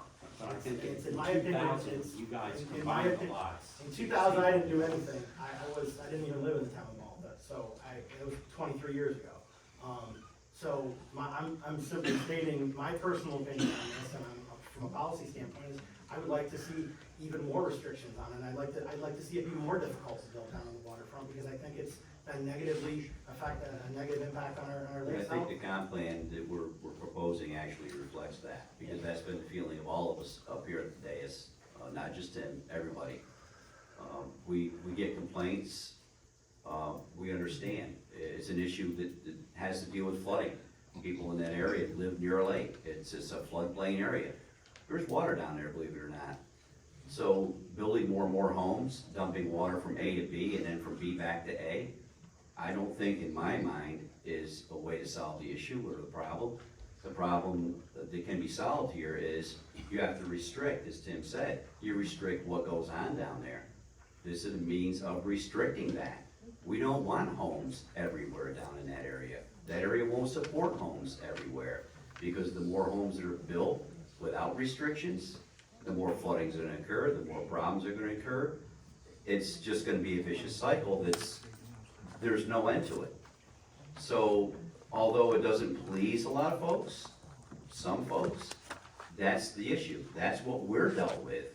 We have to try to find out ways that will not promote an existing problem and make it worse. Whether or not that answers your question, that's the answer. Okay, so this is a question I've asked at multiple meetings, and now, I guess, you're pegging the corner lot setback of 40 feet to a drainage issue. Is that what I'm hearing? That's one of, and with that, I'm gonna stop this particular discussion because I'm not gonna take up the whole evening with a workshop on drainage and stormwater runoff. Sure, that's fine. I hope you can understand that. This is about our comp plan, what we have in place, and for the sake of the meeting, I really would like to get back to that. I'm not saying that your concerns aren't valid at all. I'm just saying this is not the time to discuss Sure, those. so were we misinformed that this comp plan was the correct venue to address this? You did address it. We've listened to you. So, Mark, if I can interrupt for a second. Two things. The comp plan is sort of like the overriding principle, and the concepts are addressed. There actually, if the comp plan update passes, the next step would be to update zoning due to the changes in the comp plan. So the process isn't over with the adoption of the comp plan. So there will be other opportunities in, say, neighborhood 8, if there's zoning updates, to address those concerns. However, the concerns need to be consistent with the comp plan. So the comp plan is like the Constitution that oversees everything, and then the zoning and the rules get adopted in accordance with that. It doesn't necessarily mean there's going to be a change one way or another, but as long as it's consistent with the comp plan, and some of the things in this area are particularly concerned with the environment and the lake and stormwater and those type of concerns. So you will have another opportunity at some point, A, if the comp plan passes, and then B, when those steps are taken. So I don't know if that helps. Yeah, that's a very helpful explanation. I really appreciate it. That's the best Thank you, explanation Steve. I've heard. So can at least you maybe include a statement that summarizes what you just said in the comp plan, how issues regarding the corner lots were looked at, and then it was tabled into something that was more, they were more concerned with runoff and something like that. Can you include Well, some as sort of Steve language? just kind of alluded to, I mean, we still have, Yes, after this we want part that of the into- comp plan, if it is adopted, we still have to work through There's nothing zoning. in the comp plan that even suggests. that. John, you've gotta get, you know, what has to happen is when you actually take this up for adoption, tonight's just a public hearing. Got it. When the town board takes the comp plan draft up for adoption, someone would have to move to put that language in there. It's not gonna happen tonight, it would have to happen then, and you'd have to get somebody to do it for you. And you'd have to have at least 3 votes to make that change. What I will say, there is things that address this indirectly, like on page 15, in the waterfront areas, the town should encourage the combination of lots where practical. The town wishes to encourage consolidation of lots in neighborhood 8, Saratoga Lake, in an effort to help manage stormwater and potential environmental impacts from dense development and redevelopment in the lake neighborhood. So, Right, that's So- always been in there though. I think, correct, every so comp that's the plan. overarching principle. Right. But then the zoning gets updated in accordance with that principle. So they don't go into the details of what your lot or any individual lot within that area is going to be within the comp plan. The comp plan sets forth the principles in the guiding document I get it. that all development's gonna occur with. So, that's where I was going. Those type of specifics would be addressed in a zoning update, and if there's language that can accommodate that, as well as your concerns, that would be the time to bring it up, or as John has mentioned, to request an amendment to the, any comp plan to change the language as it's currently written. Got it. Right? Okay. All right, thank you. Thank you, John. Yes, Kathy?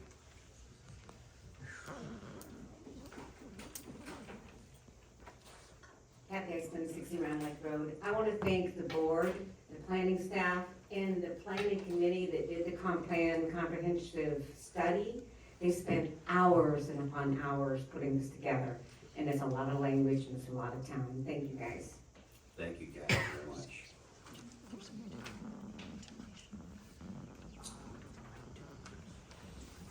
So, with all of this said, I would move that we close the public hearing at this time. Unless there's something else anyone wants to say, last minute, they feel needs to be said. Second. Discussion? All in favor? Aye. Opposed?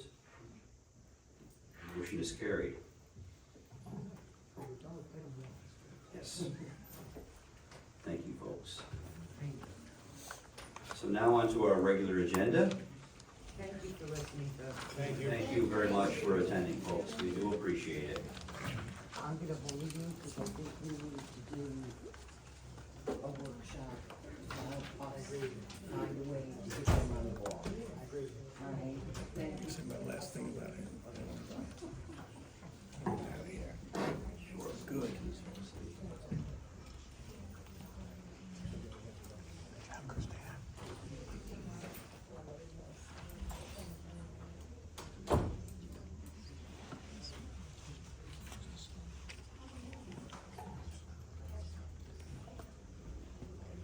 All right, thank you again, folks.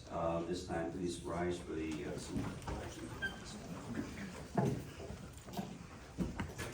allegiance.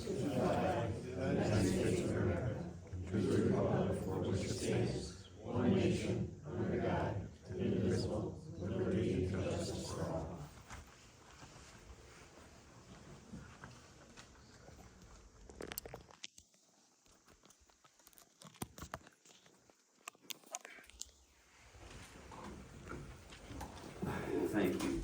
Thank you, everyone.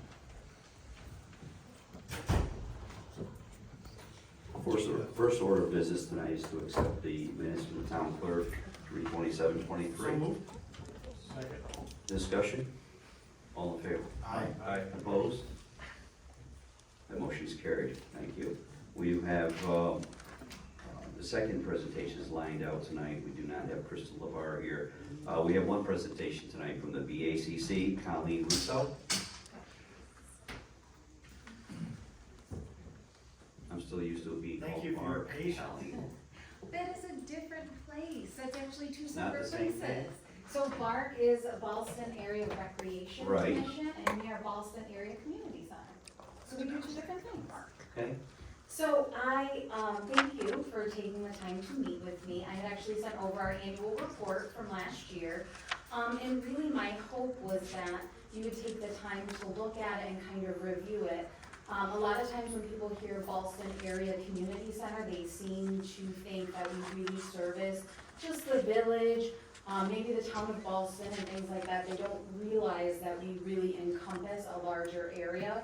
And so, actually, anywhere between 25 and 30% of the families and the children that use our center and our services are from the town of Malta.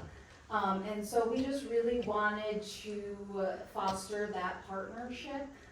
There are times when, you know, we go for grant funding and different things to benefit the center. And we get support from, you know, the town of Milton and the town of Ballston and the village of Ballston spot, but a lot of times we don't necessarily kind of get that support from Malta. I think because you guys have your own community center, which is great, and they do really great things. I've actually attended programs myself and for my children through there. So I think just putting us on your radar and giving us that time to really show what we do. So for example, last year, I think we served over 1,600 residents, and really we capture that more as almost Saratoga County. We've actually been expanding. So I wanted to just kind of give that brief overview and ask if there was anything that maybe you wanted to know more about us or what we do. Currently, we have about 150 kids that go to our before and after school programs. And then we also are a partner with the school district. We provide universal pre-K. So we actually provide a free universal pre-K program for anyone who is a resident of the Ballston Spa School District. So a lot of our programs go along with the actual school district in their territory, which does obviously include Malta as well. So right now, I would say on any given day, we would be serving anywhere from like 30 to 50 children from the town of Malta and their families. So we just really wanted to be on your radar, and I wanted to introduce myself. I was appointed the executive director in December of last year, and I've been working really hard just to kind of put myself out there and make us known to everyone in the community. We're really trying to increase our programming and our capacity. I don't know if you've heard or not, but childcare is limited in the area, so we're really trying to expand and meet that need. And then also with the universal pre-K, we recently went full day, and we look forward to offering anywhere from 3 to 4 full day classes in the fall. Do you do any outreach to Malta Gardens at all? We do not. We have families that participate, that live there, that participate in our programs. Could I suggest that you reach out to the management there and on-site staff to promote the availability of your programming, please? Yeah, absolutely. Any other questions or information? Great, Colleen, okay. thank you so much. It's I very nice appreciate to your meet time. you. Appreciate what you're doing. Yes, thank you. Have a Thank good you. evening.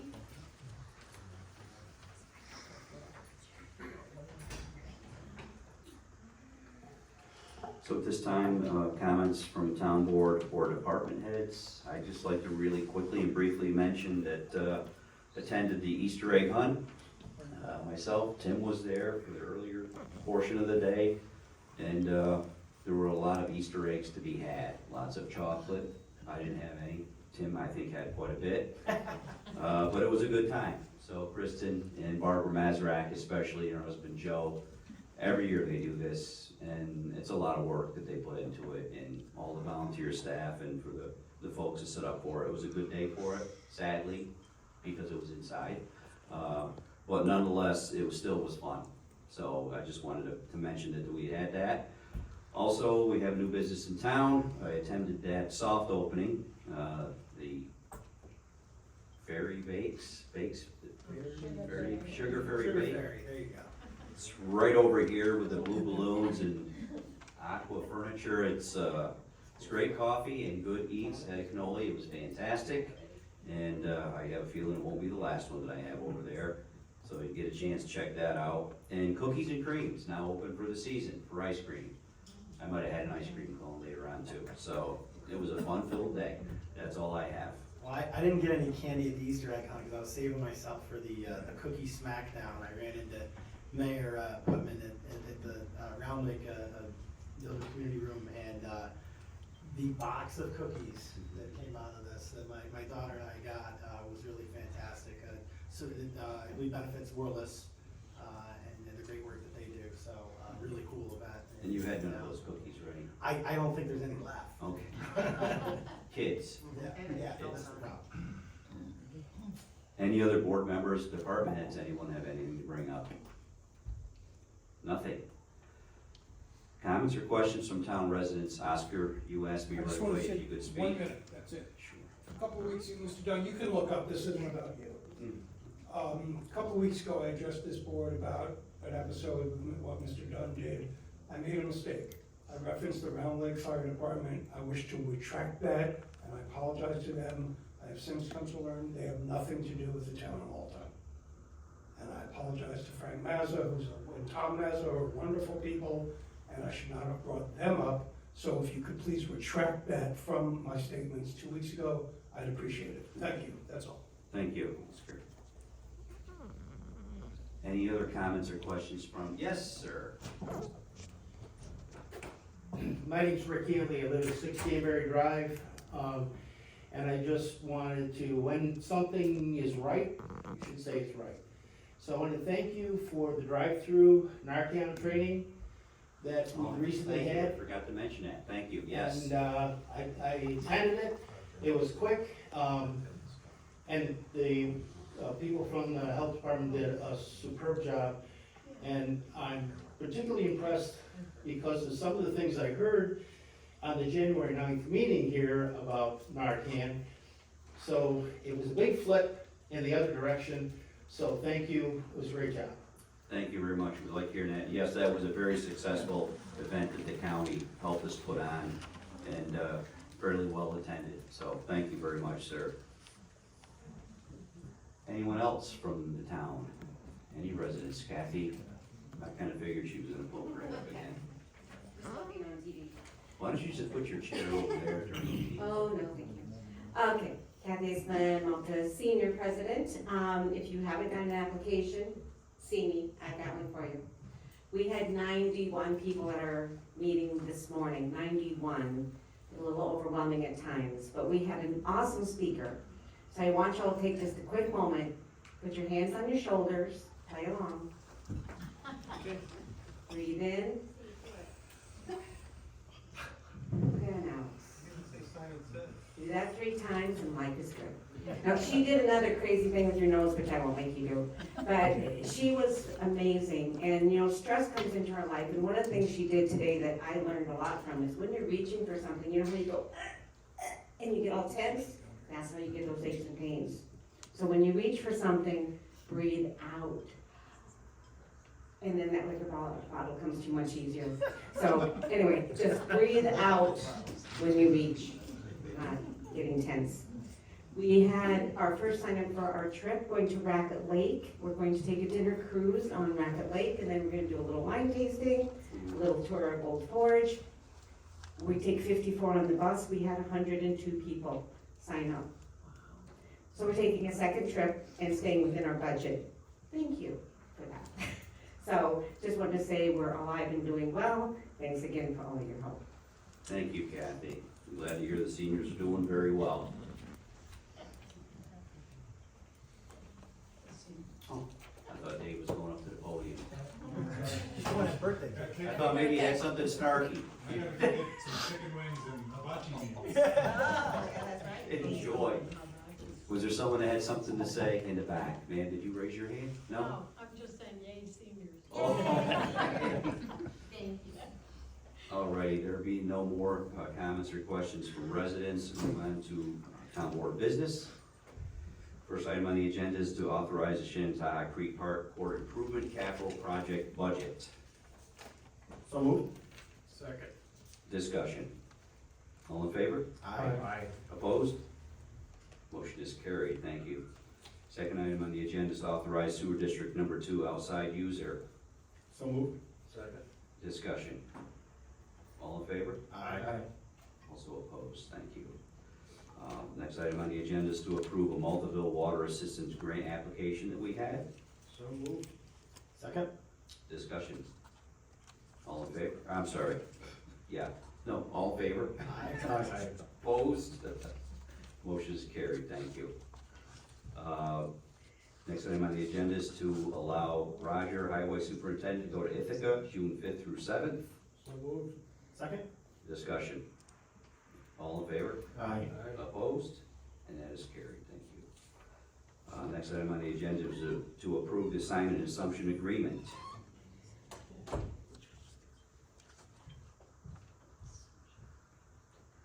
So moved. Second.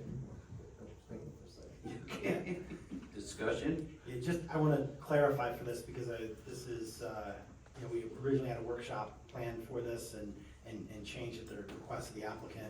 This is the declaration of covenants for the LFTC campus, which was previously with the LFTC EDC, and is instead going to be assigned to. Sorry, we could read that resolution. I think, yeah, go for it. Jen, could you read that resolution for us, please? Do you have it there, or you want me to give it to you?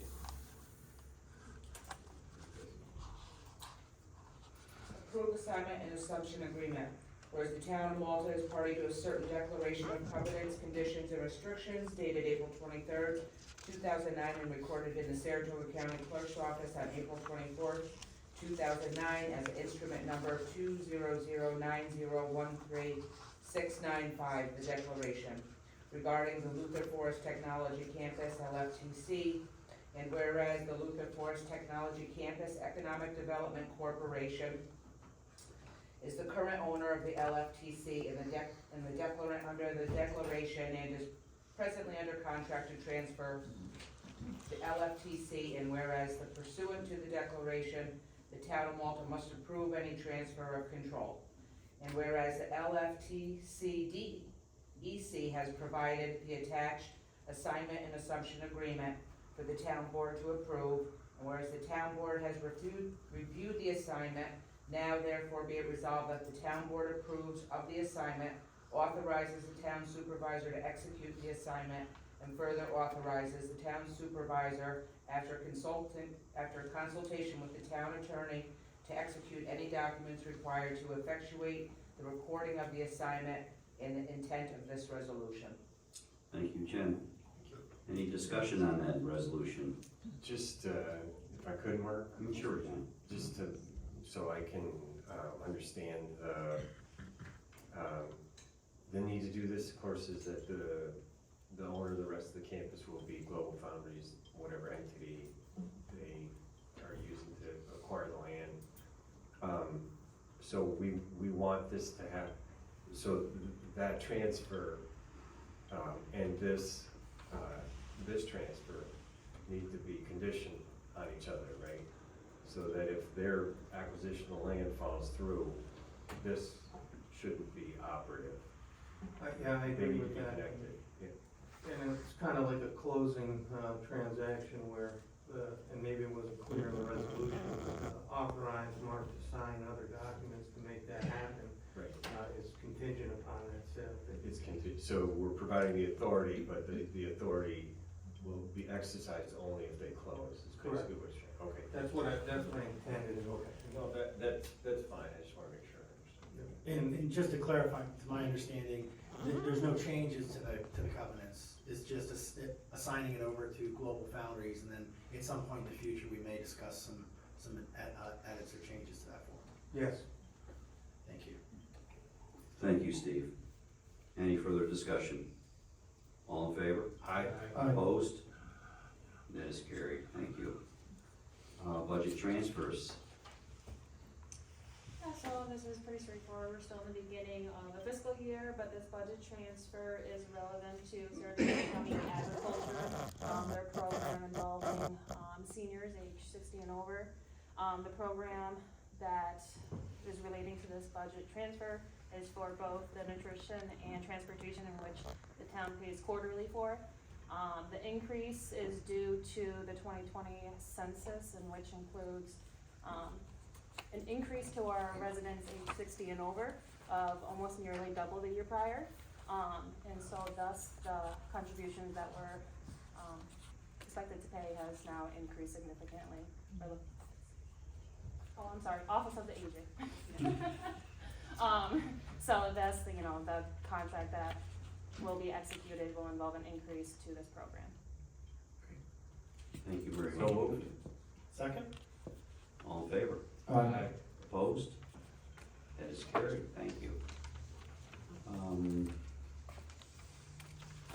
I did have one, it was a late ad, and I apologize for that, but I was waiting for the actual contract to come from the county. It is the Sheriff's Department Law Enforcement Agreement that we had budgeted for this year. We have that contract, it is within the budget. All of you should have received the paperwork for that. So I would like to move on that motion. So moved. Second? Before you move and vote on that, I did prepare a resolution, but at the time I prepared it, I thought that the county would have adopted the resolution to provide the services, so I wanted to amend or request the board to consider amending the resolution. So maybe I could read that resolution. As it's contingent on their approval. Is that what you're? Well, it is, you're not gonna execute it unless it's approved. Correct. It just says, whereas the Saratoga County Sheriff Department has resolved to provide law enforcement services to the town of Malta. I'd rather it read where the Saratoga County Department wishes to provide law enforcement services to the town of Malta. I move that we amend the resolution per Steve's recommendation. Second. Second? Thank you, Steve. Any discussion? All in favor? Aye. Aye. Opposed? Motion is carried. Well, that was on the amendment, now we gotta vote on the full. Yes. So then to vote on the actual resolution. So it's already been moved. Oh, I did give you a second, okay. So on the discussion side, I want to commend Saratoga County and our town supervisor on this. We did include the funds in our budget that was executed back in November. But this is something I know even back when Darren was supervisor, he was working on, and to now have a dedicated sheriff's patrol for our town. Mark, with everything else you've got on your plate, great job in getting that done. We have, we're a quiet small town, and we've been very, very fortunate to remain that way. But the reality is the world is impinging upon us, and sometimes exerting their will upon us. And to now have a dedicated sheriff's deputy to our town it certainly makes me feel much better, and I know my family will feel very safe. So thank you for getting this together, and thank you to the Saratoga County Sheriff's Department. Yes, thank you, Tim. Well said. I appreciate it. All in favor? Aye. Aye. Opposed? Motion is passed. Any other comments or questions from anyone? Yes, sir. Please. Just a couple procedural things. Sure. John Morale, 28 Multiville Road. What exactly did you guys pass tonight as far as the Multiville project, water project goes? What was that? What did you pass? Oh, that was just the grant. The grant. Oh, that was a grant for that we have. There's funding that's available. It was made possible through PDD Stewards several years ago, and it provided funding for folks in the Maltaville area that they could draw from that to improve their water in their home, their water quality. And so we've had some folks over the years, I think at one time, was it $300,000? It was north of 200,000, maybe Okay. 225, 250, somewhere in that range. Yes. Yeah, taking advantage of that as well, then. Yeah, yeah, so that's what that was. It's just someone else had applied recently, and that was just to mention that that had been done. Okay, secondly, where are we in the whole multi-bill water project process? The next step will be the vote, actually vote on Is that- it. Has that been, defined at the? Yeah, it was June. Just passed a 13th. resolution that is June 13th will be the vote, so all the 37 properties that are in the district, for formation of the district, will get notification that they come to the town hall on June 13th, I don't know, timing, you'll be notified. Okay, is that gonna be like, will we have time afterward to vote, or when's that gonna be? Yes, it'll be all day, Okay, for sure. appreciate it. Lastly, going back to the whole thing tonight with, the Malta Gardens. Mark, I'm not even hand it to you because I've been around politics for a long time, and that was a tough crowd. And you did well. No, thank you. Secondly, striking the language, I don't think is a great idea. Striking the language and putting in there, something in there that would protect these people is a good idea. They are obviously, they need a voice. It's gotta be you guys. And if you don't protect them, then who's going to? That's true. Okay, so, thank you, Chris. Thank you, sir. Appreciate it. Anyone else have anything they'd like to say or add tonight? Will we adjourn? Second? Discussion? All in favor? Aye. Aye. Opposed? Adjourned. Thank you, folks. Have a good evening.